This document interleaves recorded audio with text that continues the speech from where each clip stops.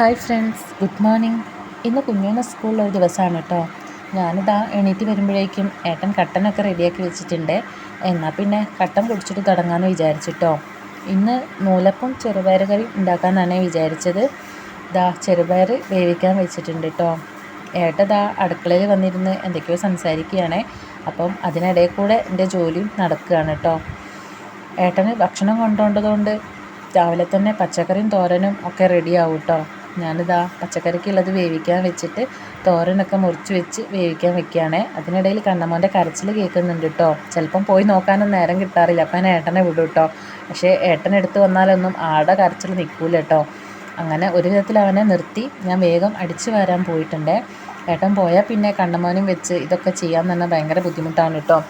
അടുത്ത വലിയൊരു ടാസ്ക് ഇതാ കുഞ്ഞുവിനെ എണീപ്പിക്കുക എന്നുള്ളതാണ്. ഓരോന്നും പറഞ്ഞിതാ കുഞ്ഞുവിനെ എണീപ്പിച്ചിട്ട് കുളിപ്പിക്കാൻ ഏട്ടനോട് പറഞ്ഞിട്ടുണ്ട് കേട്ടോ. ആ സമയം കൊണ്ട് ഞാൻ വേഗത നൂലപ്പത്തിനുള്ളത് കുഴച്ച് വെക്കുകയാണ്. അടുത്ത ടാസ്ക് ഇതാണ് കേട്ടോ. ഇത് ഭയങ്കര ബുദ്ധിമുട്ടെന്ന് വെച്ചാൽ എനിക്ക് ഭയങ്കര ബുദ്ധിമുട്ടുള്ളൊരു കാര്യമാണ്. കൈ പെട്ടെന്ന് വേദനയ്ക്ക് കിട്ടും ഇങ്ങനെ തിരിച്ച് വരുമ്പോഴേക്കും. പിന്നെ ഏട്ടൻ കണ്ണമോനായിട്ട് പുറത്തേക്ക് ഇറങ്ങിയിട്ടുണ്ട്. ഈ സമയത്ത് ഞാൻ വേഗം കുഞ്ഞിന് ഭക്ഷണം കൊടുക്കാൻ വേണ്ടിയിട്ട് നോക്കുകയാണ് കേട്ടോ.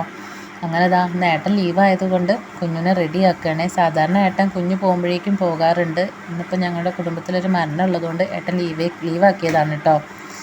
അവനെ കൊണ്ടുപോകാത്ത വിഷമമാണ് കേട്ടോ കുഞ്ഞിൻ്റെ മുഖത്ത് കാണാനുണ്ടത്. അപ്പം ഏട്ടൻ ഓരോന്നും പറഞ്ഞ് അവനെ എന്താ പറയുക മൈൻഡ് മാറ്റിയെടുക്കുകയാണ് കേട്ടോ. അപ്പോൾ ആളുടെ വണ്ടി വന്നിട്ടുണ്ടേ, കുഞ്ഞു പോവാണ് കേട്ടോ.